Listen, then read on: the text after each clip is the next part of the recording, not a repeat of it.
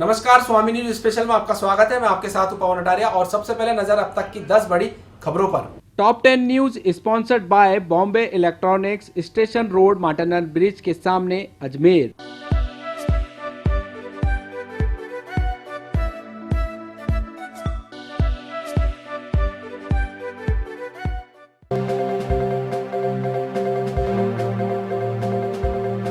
स्वामी news के खास कार्यक्रम बोलो वोटर बोलो, कौन होगा शहर मेयर और कैसा होगा हमारा पार्षद कार्यक्रम में आज नगर निगम के पूर्व मेयर धर्मेंद्र गहलोत ने शिरकत की। धर्मेंद्र गहलोत ने स्वामी ग्रुप के चेयरमैन कंवल प्रकाश कृष्णानी के सवालों के जवाब बखूबी दिए। वहीं स्वामी न्यूज की टीम संतोषी माता मंदिर वैशाली नगर और झूलेलाल मंदिर चौरसिया वास रोड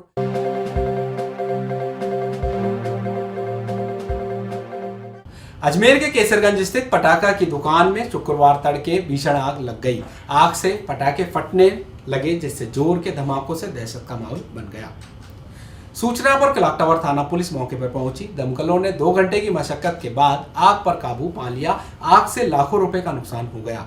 आग किन कारणों से लगी, इसका पता अभी तक नहीं चला है। शहर के केसरगंज स्थित एक पटाखे की दुकान में आग लग गई। आग से पटाखों में विस्फोट शुरू हो गया, जिससे थोड़ी देर में ही आग ने विकराल रूप धारण कर लिया। इससे आसपास के लोग वहां एकत्र हो गए तथा दमकल को सूचना दी। सूचना पर क्लॉक टावर थाना पुलिस और दमकल की गाड़ियां वहां पहुंची। आग आसपास की कपड़ों की दुकान तक पहुंच गई। उनमें भी आग से कुछ नुकसान हुआ है, जिसका पता लगाया जा रहा है। आग काबू नहीं आने पर दमकल की और गाड़ियां बुलाई गई। दमकल की करीब 10 गाड़ियों ने 2 घंटे की मशक्कत के बाद आग पर काबू पा लिया। हमारे पास 6:45 बजे सूचना आई थी कि केसरगंज में पटाखे की दुकान में आग है, तो हमने तुरंत फटाफट 2 गाड़ी रवाना कर दी। मौके पे पहुंची, सिविल डिफेंस को भी बोल दिया था, सिविल डिफेंस की गाड़ी भी आ गई थी। तो आके हमने देखा तो आस-पास में दुकानें भी हैं, कपड़ों की दुकान भी है और पटाखे की दुकान भी है। तो पटाखे की दुकान में मेजर आग थी, तो हम शटर के थोड़ा सा नीचे हुआ था, तो हमने पहले वहाँ से पानी मारना चालू किया। जेसीबी मंगाई, शटर थोड़ा नीचे किया।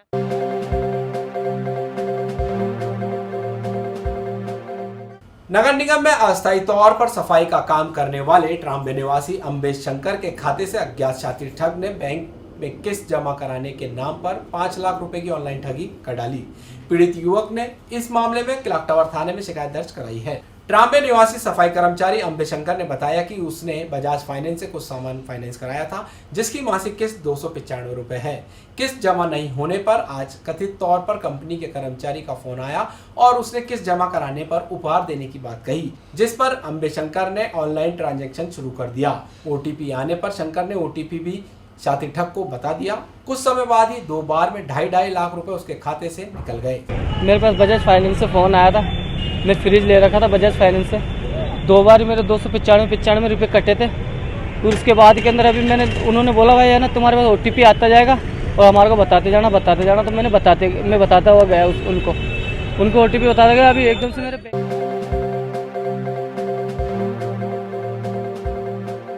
एक बार फिर स्वागत है। देखते हैं कुछ और खबरें। जिले के कई स्थानों पर हिंसक वन्य जीवों की सक्रियता के समाचार मिल रहे हैं। इनमें पैंथर की पुष्टि हो गई।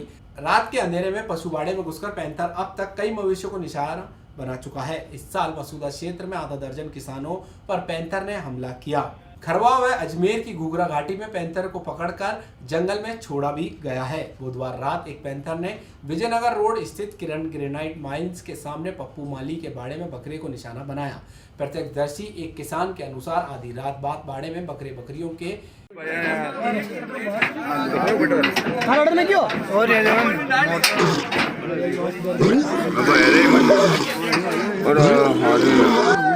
मुंडा में कहीं को ना एक सान का लकड़ी तोड़ दे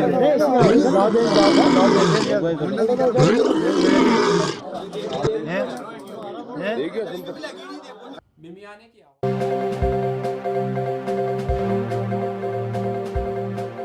अजमेर के ब्यावर में एटीएस द्वारा बड़ी कार्रवाई को अंजाम दिया गया। इस कार्रवाई में 25 से 30 लाख रुपए सहित ज्वेलर राकेश जैन को गिरफ्तार किया गया।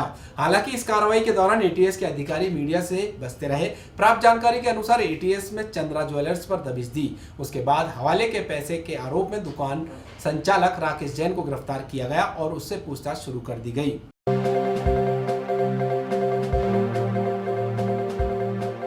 बाईपास के अभाव में पुष्कर में सटे हुए सड़कों पर लगातार हादसे हो रहे हैं, लेकिन प्रशासन की ओर से कोई सुध नहीं ली जा रही है। आज एक बार फिर एक बहुत ही खतरनाक हादसा हुआ और इस खतरनाक हादसे में एक 16 वर्षीय युवक जो नायक कॉलोनी पुष्कर का रहने वाला था, उसने इस दुनिया को अलविदा कह दिया है। हादसा इतना खतरनाक था कि युवक की जो पूरा शरीर था उसके परखच्चे उड़ गए। युवक के सामने से आ रहा था और ट्रोले ने खतरनाक टक्कर मारी है और उसके बाद में युवक की मौत हो गई। और जैसे ही पुलिस को सूचना मिली है, मौके पर पुलिस पहुंच चुकी है और पुलिस की ओर से शव को पुष्कर के राजकीय अस्पताल में भेजा गया है। और दूसरी जो आवश्यक यातायात को सुगम बनाने के लिए पुष्कर की ओर से पुलिस की ओर से लगातार प्रयास जारी है। खुद सीआई राजेश मीणा के नेतृत्व में पूरे ऑपरेशन को अंजाम दिया जा रहा है। लेकिन इस तरह की जो ये घटनाएं हो रही है, लगातार ये सवाल उठा रही है किस तरह कब तक ये पुष्कर में हादसे होते रहेंगे, कब तक घरों के चिराग बुझते रहेंगे, कब प्रशासन सबक लेगा और कब इस तरह के हादसे रुकेंगे। पुष्कर से दिलीप नागरा के साथ सीताराम पाराशर, स्वामी न्यूज़। बटवाई गणेश जी के पास में एक अज्ञात वाहन से एक मोटरसाइकिल सवार की मौके पर ही मौत हो गई। इस संबंध में जानकारी कर रहे हैं कि कौन सा वाहन था और किस तरफ गया है, और जैसे और अनुसंधान करने का प्रयास कर रहे हैं। जो भी वाहन के बारे में जानकारी प्राप्त करके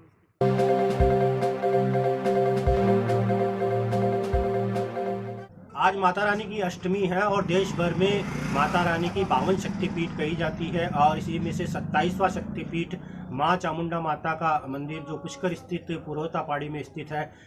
प्राचीन काल से मंदिर में श्रद्धालुओं की बहुत ही बड़ी आस्था है और ऐसी मान्यता, ऐसी शास्त्रों के अनुसार कहा जाता है कि जब माता रानी का रुद्र रूप शांत हुआ था तो माता रानी के अलग अलग अंग अलग अलग जगह गिरे थे और इन्हीं में से जो उनका कलेग वाला भाग है वो यहाँ पर गिरा था और इसे मणिक वैदिक पीठ भी कहा जाता है।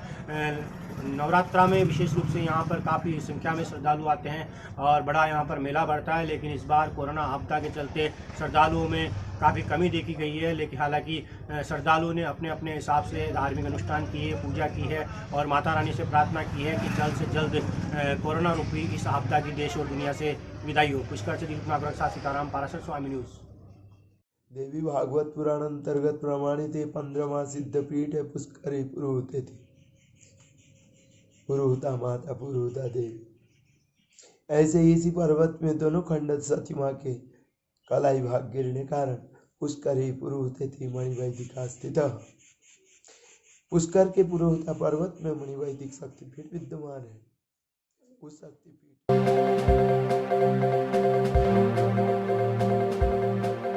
रेल में सफर करने वाली महिलाओं को अब किसी प्रकार से डरने की जरूरत नहीं, क्योंकि अब उनकी सुरक्षा के लिए अजमेर में आरपीएफ की ओर से एक मेरी सहेली नाम से अभियान की शुरुआत की गई, जिसके तहत महिलाओं को सुरक्षित सफर तय करवाने का जिम्मा लिया गया है।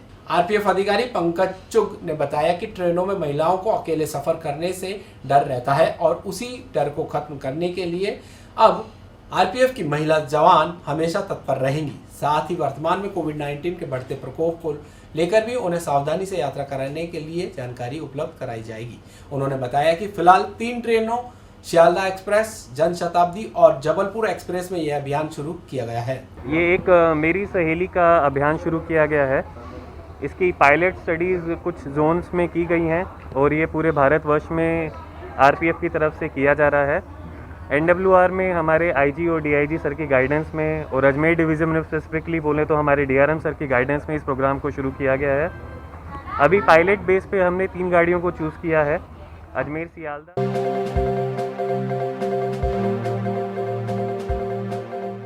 जतोई दरबार नगीनाबाग अजमेर में संत बाबा दादूराम साहिब की 61वीं वर्षीय महोत्सव कार्यक्रम दिनांक 21 अक्टूबर से प्रारंभ हो गया। दरबार के सेवादार फतनदास ने बताया कि आज सुबह 6:30 बजे से 8:30 बजे तक सुखमनी साहिब का पाठ और 10 बजे से अखंड पाठ साहिब प्रारंभ हुआ। शाम 7:30 बजे आरती और प्रार्थना की गई। कोरोना महामारी को देखते हुए ज्यादा भीड़ भाड़ ना कर सादगी से मनाया गया। इस अवसर पर ईश्वर मनोहर उदासीन आश्रम के महंत स्वामी स्वरूपदास, गोविंदाम दरबार संत कंवर कॉलोनी के महंत स्वामी ईश्वरदास, शांतानंद उदासीन आश्रम पुष्कर के स्वामी हनुमान राम, निर्मल धाम झूलालाल मोहल्ला के संत आत्मदास, संत अर्जुन राम ने दरबार में आकर संतों के दर्शन किए। 22 अक्टूबर को भी सुबह सुखमनी साहिब का पाठ और अरदास, 11 बजे से शबद कीर्तन और अरदास की गई। शाम को 6 बजे से पूज्य बहिराणा साहिब का आयोजन किया गया। 23 अक्टूबर को सुबह 6:30 बजे से 8:30 बजे तक सुखमनी साहिब का पाठ, आशा दीवार और 10 बजे से अखंड पाठ साहिब का भोग शबद कीर्तन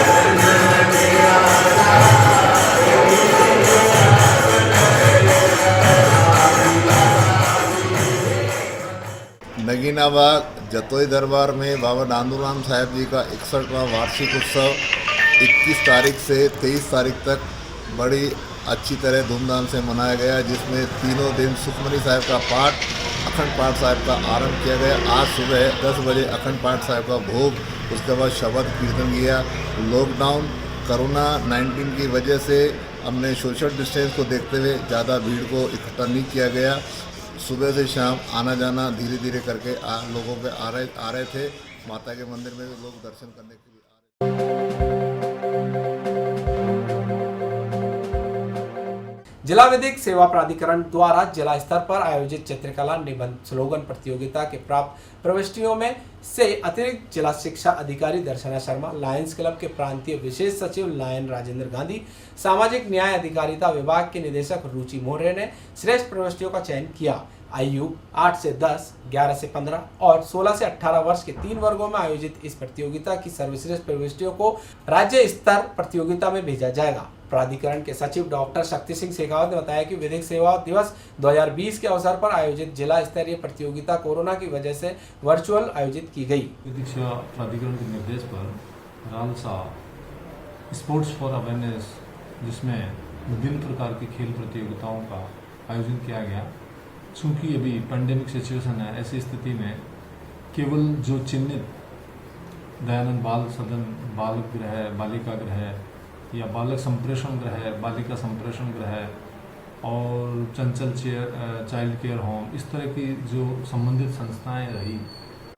समय अपनी रफ्तार से दौड़ रहा है, हर पल कोई न कोई घटना घट रही है, समस्याओं को लेकर आवाजें उठ रही हैं, प्रशासन भी कर रहा है समाधान। स्वामी न्यूज रख रहा है हर खबर पर अपनी पैनी नजर, बदलते वक्त का गवाह बनकर, और देता है आपको पल पल की खबर YouTube व Facebook चैनल पर। देखिए हमारा top 10 news, sponsored by Bombay electronics, मार्टिनल ब्रिज अजमेर, जहां मिलता है एक ही छत के नीचे आपको इलेक्ट्रॉनिक बाजार।